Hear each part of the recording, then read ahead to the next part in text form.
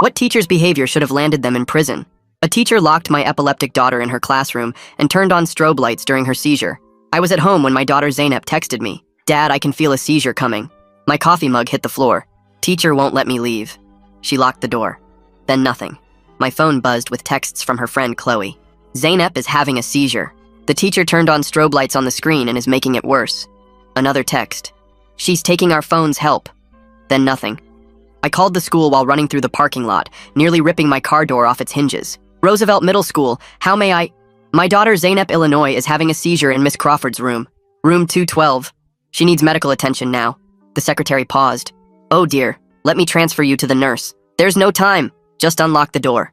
I'm sorry, I don't have access to classroom locks during instruction. Let me page. I hung up and called 911. My daughter is having a seizure at Roosevelt Middle School. The teacher locked the door and won't let anyone help her. We're dispatching units now, sir. Stay calm.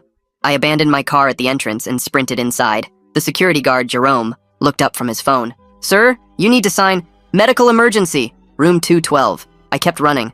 Jerome jogged after me. Sir, stop. The door's auto-locked during class. I reached room 212, and through the narrow window, I saw Zainab convulsing on the floor, while the smartboard behind her flashed violent strobe patterns. Black, white, black, white. Miss Crawford was sitting at her desk, calmly grading papers as if nothing was happening.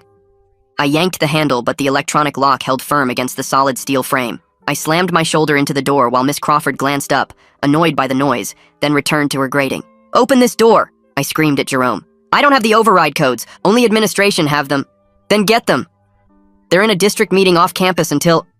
I grabbed a fire extinguisher and swung it at the window. The safety glass spiderwebbed but held as Miss Crawford stood up and walked closer to watch me through the cracked glass, shaking her head. I kept swinging, but Jerome grabbed my arm. That's enough! You're panicking! My daughter is dying! The teacher would call if... I shoved him off and kept swinging as Miss Crawford pulled down the window blind from inside, blocking our view entirely. The principal's assistant rounded the corner. What is going on? There's a medical emergency and the door's locked. Mr. Illinois, you can't just... She saw through a crack in the blind where Zainab's feet were visible, rigid and shaking. Her face went white. Oh my gosh, Jerome. Call 911. Already coming, he said. She fumbled with her phone. I'm calling maintenance for the override code. How long? They're across town at the high school, maybe 15 minutes. Zainab could be dead in 15 minutes. Her brain was dying right now, every second destroying more of who she was. The paramedics arrived in 11 minutes. Electronic locks, the lead EMT swore. We need the battering ram from the truck. As they ran back for equipment, I pressed my face to the cracked glass and saw Miss Crawford had lifted the blind slightly to peer out at the commotion, looking more irritated